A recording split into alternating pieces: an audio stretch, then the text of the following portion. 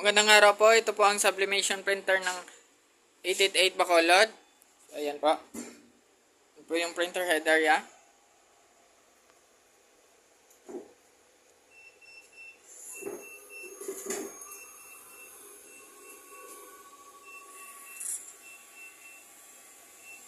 Yan naman po yung capping. Heat clean.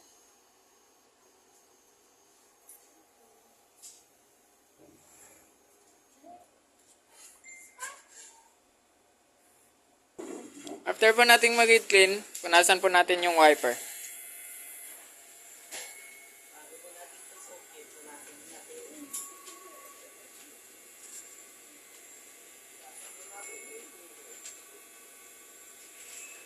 Yan po yung capping.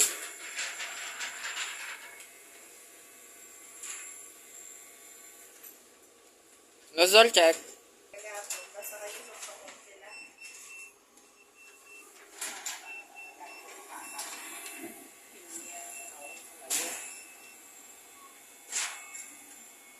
Yan naman po ang output ng aking nozzle check.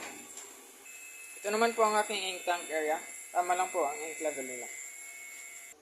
Ito naman po yung waste tank.